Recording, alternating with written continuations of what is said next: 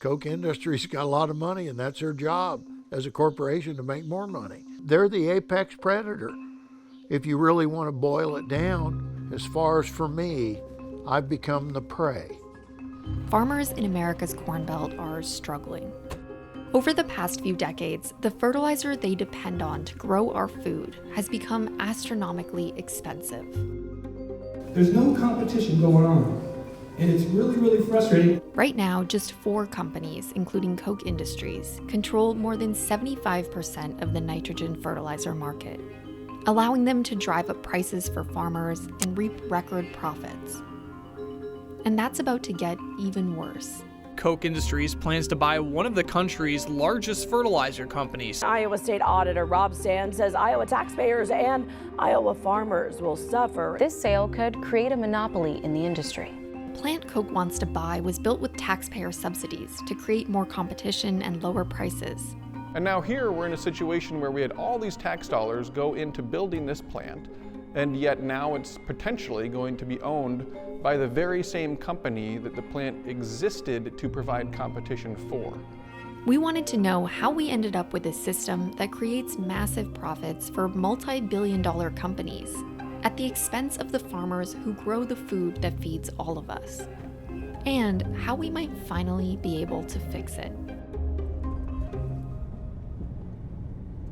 This is all I've ever known, is how to farm.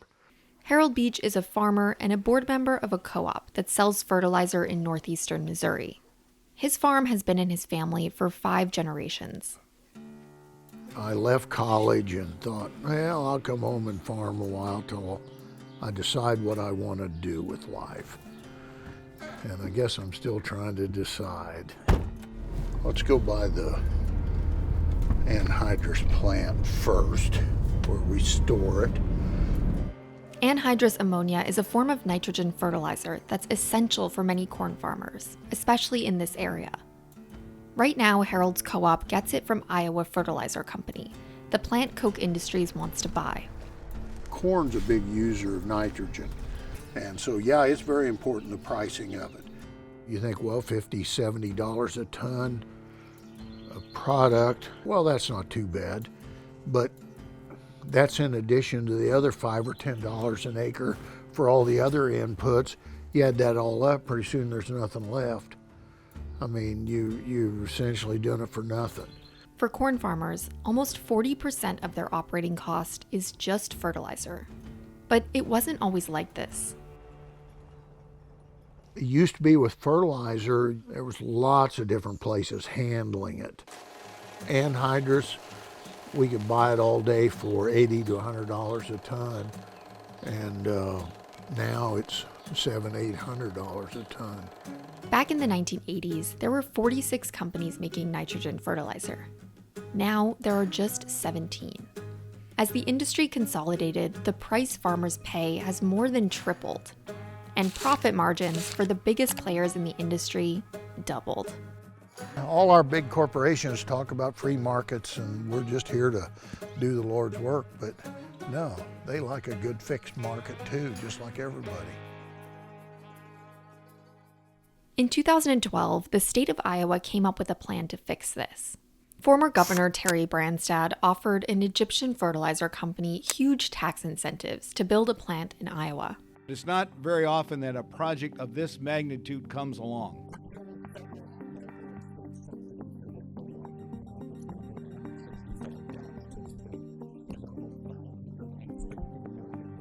This is an investment that's going to be here for 50 years or more. This at the time was the largest single investment of tax incentives into one project in the history of the state of Iowa. It was the first new nitrogen fertilizer plant in the country in 25 years. And it was a real step towards creating more competition in the consolidated industry. Iowa farmers expect to see $740 million annual savings. The idea is we want to make sure that there's lots of competition in the fertilizer industry to keep prices low. Since it opened in 2017, Iowa Fertilizer Company has become the 5th largest producer and a key competitor for Koch Industries.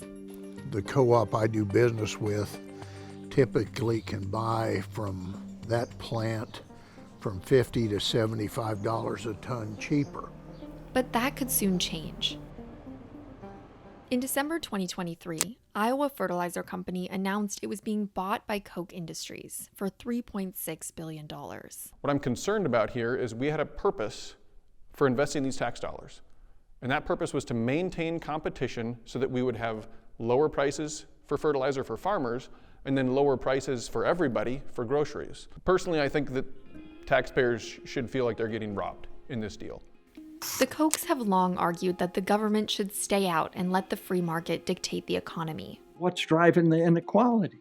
It's the government picking winners and losers and stifling competition, stifling innovation, and making poor people permanently poor. But their business directly benefits from a lack of competition.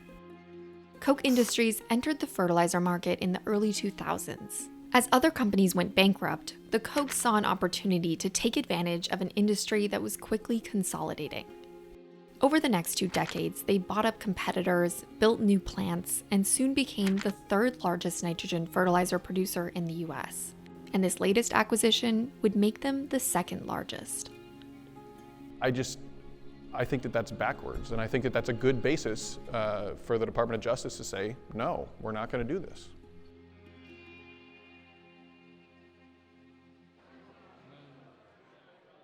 The Koch acquisition isn't a done deal yet. That's because the Federal Trade Commission can block mergers that decrease competition. In the past few decades, they haven't done much to enforce this, but the Biden administration is changing that. When President Biden came into office, he made it a top priority to make sure we were turning the page on what has been 40 years' approach of a more hands-off way of enforcing the antitrust laws. During that period, we've seen consolidation, huge waves of mergers and acquisitions, and all too often we hear that as a result, our markets are not working for people, for regular people. FTC Chair Lena Khan came to Iowa in April to listen to what farmers, including Harold, had to say about what this merger would mean for them. My name's David Weaver, I'm a farmer. I cannot tell you how irate I was when I got my Farm Bureau spokesman, and I'm a member of Iowa Farmers Union, but I'm also a member of Farm Bureau, and it said that this plant was going to be sold to the Koch. And it was like it was good news. And it stinks. It's awful. That plant came online in the last 10 years. That has driven competition. Losing that competition is going to hurt, particularly those of us in that southeast corner of the state, northeast corner of the other state, Missouri down there. It means something in dollars and cents in our production costs. You're the referee in the ball game. We need that. That's what you do. And so I'd encourage you to be fearless and courageous and do the right thing. Thank you.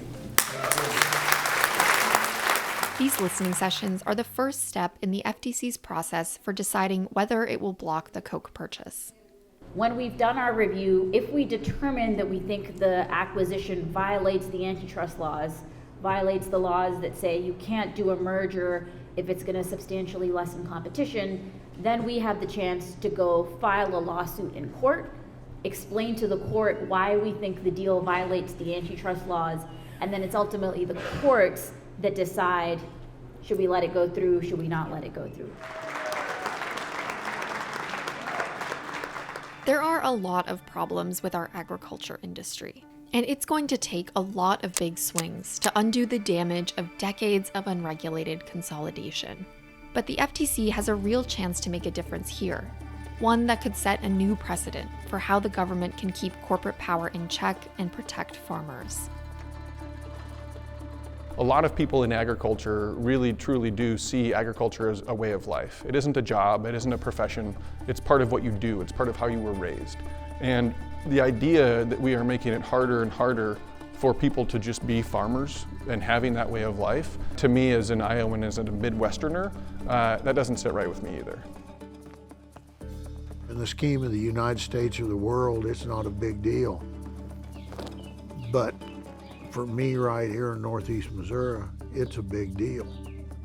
If I'm the guy drowning, it's a hell of a deal. I'd like a life jacket. Thanks for watching. Don't forget to like and subscribe to see more videos like this one. And if you have ideas for stories you want us to cover next, leave them in the comments.